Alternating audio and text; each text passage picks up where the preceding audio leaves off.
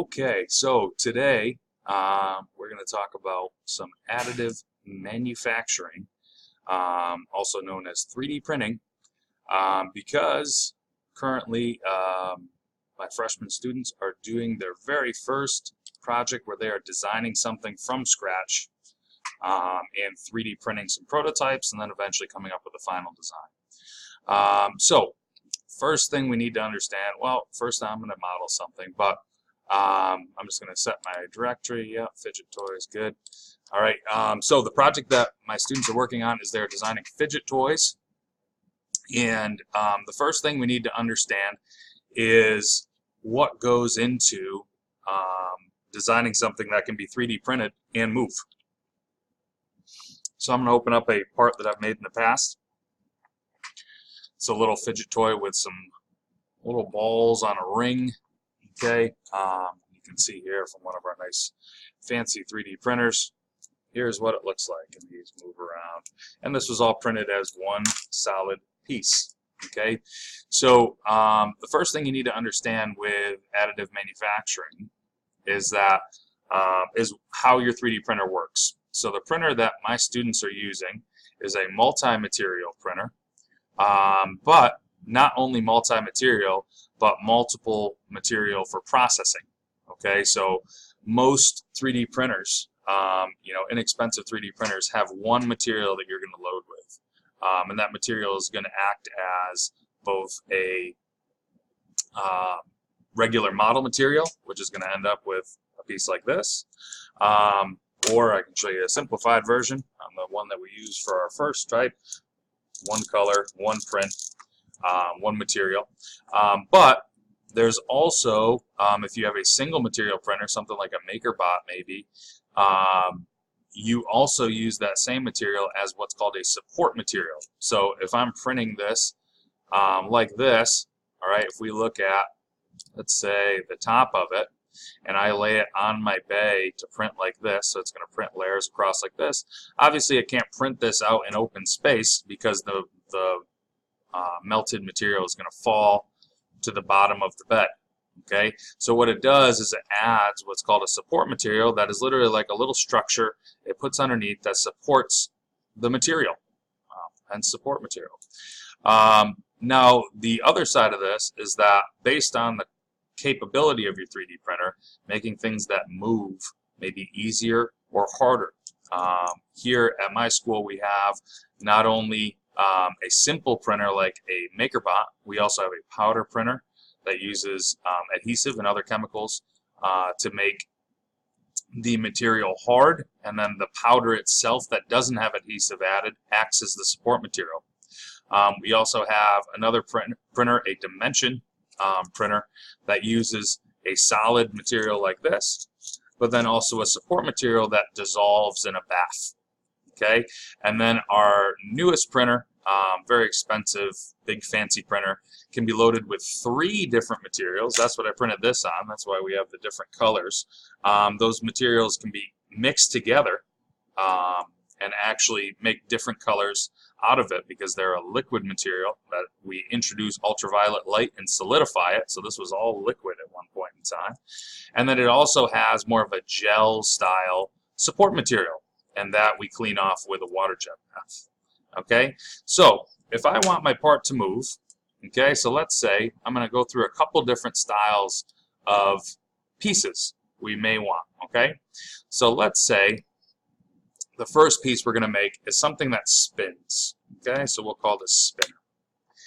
All right, so something that spins is going to require a certain type of sketch, a certain way of setting up your features. Okay, so what I'm going to do for my spinner is I'm going to start with some type of block. Okay, and then I'm going to show you how I would make something spin on that block. So I'm going to create an extrude on my front plane. I'm just going to make a center rectangle because I like to keep my datum planes in the center. I like to design symmetrical pieces. You only really design asymmetrical pieces for really good reasons. Okay, so let's say this thing was, I don't know, let's make it 1 by 2. Okay, And then I'm also, to keep my datum planes in the middle, this is very important, by the way. I know I mentioned that I like to design symmetrical parts. This is very important to keep your planes in the middle, because if I'm making a spinner, it's probably in the center of a surface. So it's good to keep my datum planes in the middle rather than have to create a bunch of datum planes and then I have to update if I find my design doesn't work. All right, so we'll make our thing 1 by 2 by 2. Seems like a good shape. So we'll hit OK. Now, for my spinner, I need 2 different sections. Okay, so first, I'm going to go with a revolve, and I'm going to make sort of like a joystick style profile. So I'm going to make a center line down the middle, and then I'm going to make a profile. Actually, let me add some references here. Don't get too carried away. I'm going to make a profile that looks kind of like this. And I'm just going to use like nice round numbers without putting a whole lot of thought into it. So we'll make this 0.25. Sure, that could be 0.252. I'm going to put a diameter in here. Normally I'd make all these diameters, so maybe I'll fix the other one after. Make that 1. Let's make this, I don't know, 0.5. And like I said, there's not any certain way that you have to do this. I'm not necessarily putting a whole lot of thought into these sizes. I'm just trying to make this L-shaped profile to show you what I mean. Okay, so we'll make that 0.5, good. Then we're going to hit OK, and we're going to make sure it's a cut, which it assumed was because it's in solid material. And I'm going to hit OK. Now, I have my profile for my thing to spin inside of. I can change all sorts of stuff. I could change the depth of it. I could change the width of it. I could change the diameter, all those things. And it could still work. All right, it's just a battle between, do I have enough space for clearance for things to move, and do I have a big enough profile where my thing is substantial enough where it's a solid thing, where it's not going to fall apart or break when I take it apart, all right, or take it out. So now I'm going to go back into Revolve, and I'm going to create, so this is a little bit different. On more advanced printers, you could create an assembly, and then bring it into the printer software and make that assembly print at once. For most of your basic printers, you're going to make it all in one part. Okay, so this is a little bit different than the way we normally model things. All right, so I'm going to draw on that same plane, and then what I like to do is I like to go into a wireframe mode and add all these as references. So I'm at the top, I'm going to add this edge, I'm going to add this edge, I'm going to add the bottom edge lines up with my plane there, but I'm just going to pick it to add it as a reference. And actually, you know what? I'll get rid of that top datum plane just so that we're using that as a reference. So that way, if this gets deeper, this feature will update. So here's what I like to do. I'll put a center line down the middle, and then let's say we wanted like a spinny disc on the top. Okay, so my disc is going to come out like this. Maybe I want it to be really big in diameter. That's come over, and then it's going to come down. And you see how I'm drawing this? I'm drawing it where there's space from my sketch to the rest of my stuff. Okay, and based on your printer resolution, that space is going to change. Okay, so the printer that we typically print on first has a resolution of 3/1000ths of an inch, meaning if I have anything in increments of 3/1000ths, okay, or smallest I can go is 3/1000, is probably the better way to say it, we can actually hit that resolution. Okay, so what I like to do when I first design it is I'll actually go in here and I'll add clearance dimensions. So from here to here, I'm going to give it 10/1000ths. From here to here, I'm going to give it 10/1000ths. From here to here, I'm going to give it 10/1000ths, and then the same on the bottom.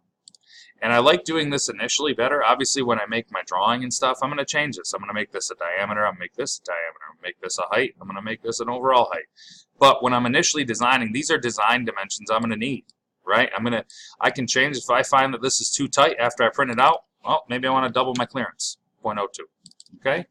But for now, I'm going to go 0.01 because that's what my students are designing to start for their first prototype. Okay.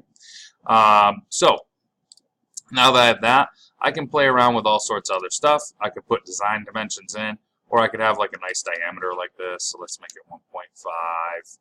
Let's make this, I don't know, 0.25. Might give it a little bit of thickness to it, and then maybe I want to put a dimension in to give that some clearance too, 0.01 maybe. Okay, and now I have all my stuff defined, and like I said, when I go back to make my drawing for this, I may go and change these because these aren't really dimensions you would give someone to manufacture.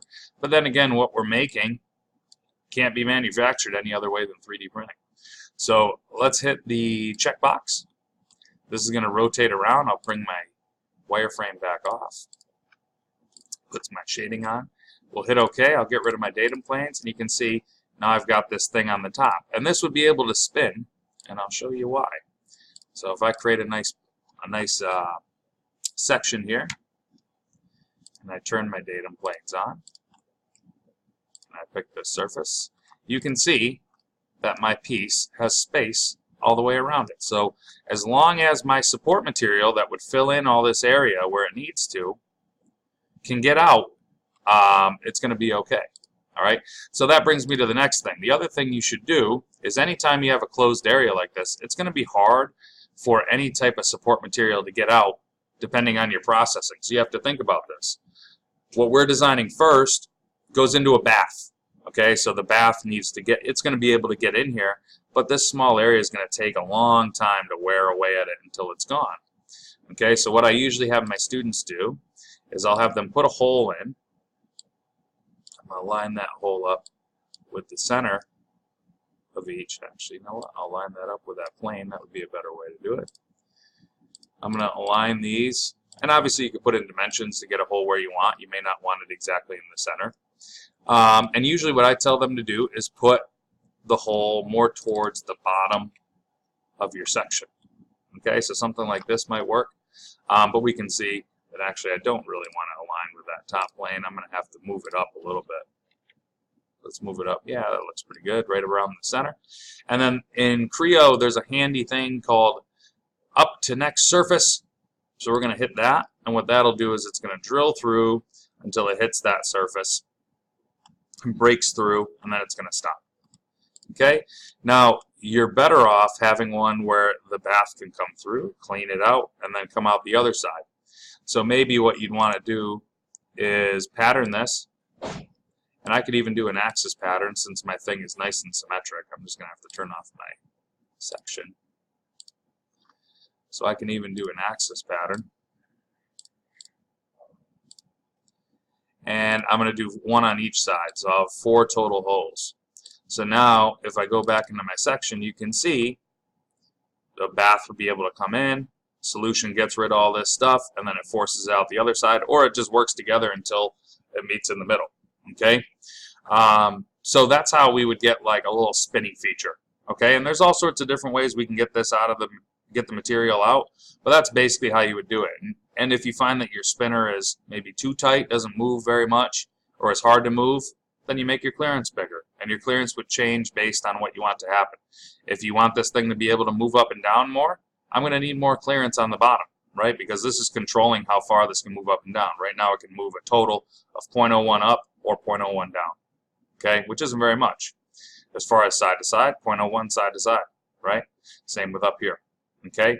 I wouldn't add that clearance in up here necessarily because this is what's controlling how much this moves. This isn't really controlling anything other than how much it can go down, okay? So that would be a spinner. Now let's say I wanted to create something that's maybe like a button, for example. So let's call this button. And then what we're going to do is we're going to create that same sort of extrude I did earlier. Probably could have used the same piece in retrospect, but that's okay. Practice makes perfect. So let's make this 1 again. Let's make this 2. Let's hit OK. Let's go 2 again. And then we'll make it symmetric to keep all our planes in the middle. And I'm going to put a little button right up here on the top. Okay? So typically, if you wanted a button, here's what you would do. Put a hole for the button. All right, and there's obviously different ways we could do this. We could make a revolve for sure. I don't know, that hole's going to go, we'll make it a little bit deeper. We'll go and align this hole. And I'm going to make it pretty big so you can see what I'm doing.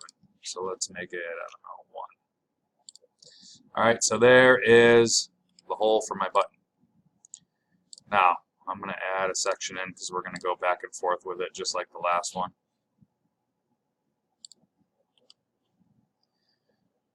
Okay, so there's what my hole looks like right now.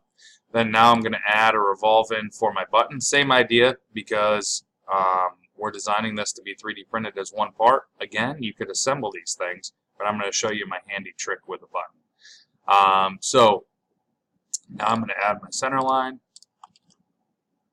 I'm going to make like a button style profile. Maybe it goes kind of like this.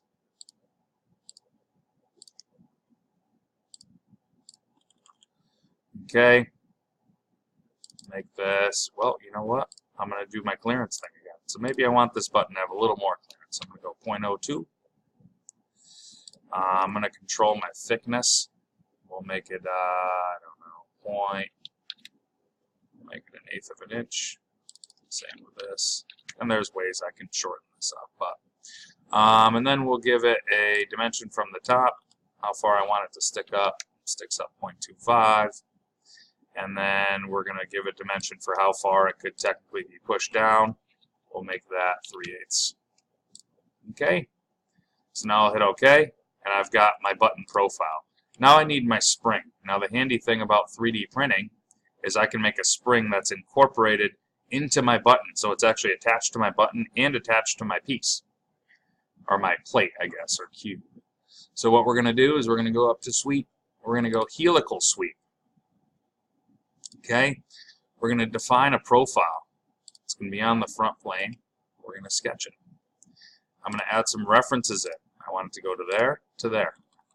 Okay, so I need a center line because it's a helix, it has a center. And I'm going to need a line. Wherever I click first, by the way, is the start of my sweep. I'm going to click here, and I'm going to go down here. And you'll know it's the start because there's going to be an arrow once you're done with it. So let's say I want, I don't know, I want my profile for my button to be, I don't know, 1/8 of an inch. So what I'm going to do, or for my spring I should say, to be 1/8 of an inch. So I'm going to make this bigger than half of that, which would be a 16. So I'll make this actually 1/8. I'll move it right off of there and we'll make our helix come right down here. So now I'll hit the checkbox.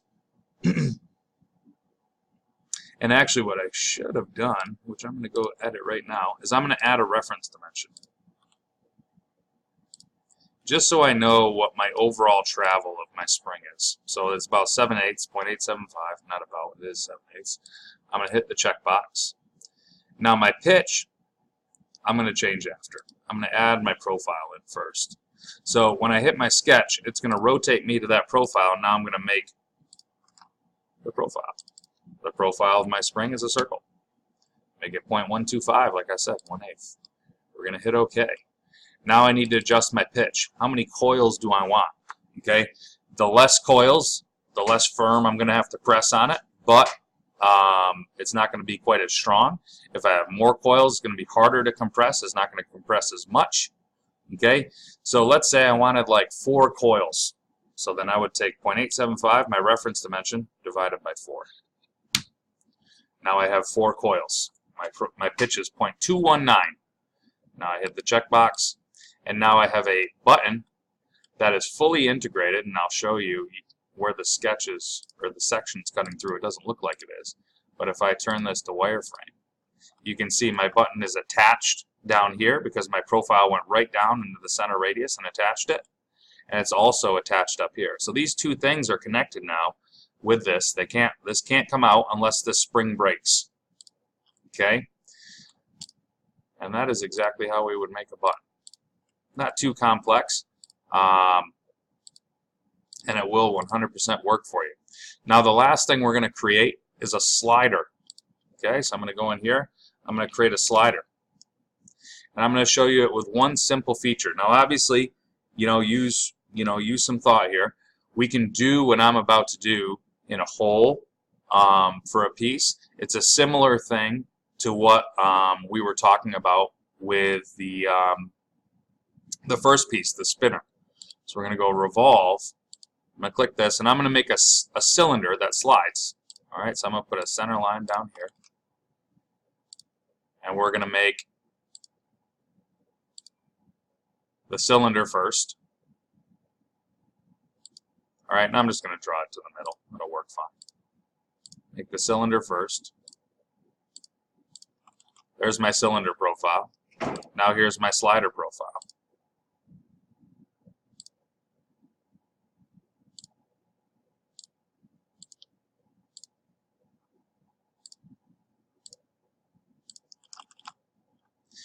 Okay, and then I need to add some dimensions in. Okay, so I'm going to scale this whole thing down. I'm going to add 1 dimension in right now just to control my diameter.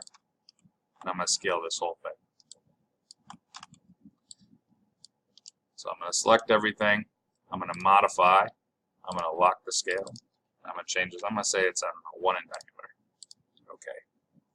I refit. Now everything's a heck of a lot smaller. And I'm going to add in those clearance dimensions again. From here to here, 0.01. From here to here, 0.01. From here to here, guess what? 0.01 again. Okay? So now I've got my clearance. And now I'm going to simplify this thing. So I'm going to say, okay, both of these shoulders are equal. I'm going to say that this is equal to that shoulder. I'm going to say that this one's equal as well. All right, and then I'm going to control the width of all of them right here. So we'll give it a, I don't know, 1/8 wall thickness. We'll give this right here a diameter to work off of. Make it 3/8. Okay, and you can see my clearance numbers are bringing that down. This will be 1.5 total, but really the dimension I want is from here to here. Okay, I'll make that a reference, and from here to here. So let's say I want this to slide 1.25 without hitting, a total travel without hitting the bottom. We'll make this, actually, you know what? We'll control that with another wall thickness, which will also be 0.125. Okay, so now if we look at this, this right here can travel 1.115 before it hits that surface. Okay, this down here will allow it to travel 1.25. Okay, so this piece here would be able to slide over and hit without this hitting the bottom, which is fine. If that's what I'm designing to do and I want this to sit on top of there, that's going to work perfectly.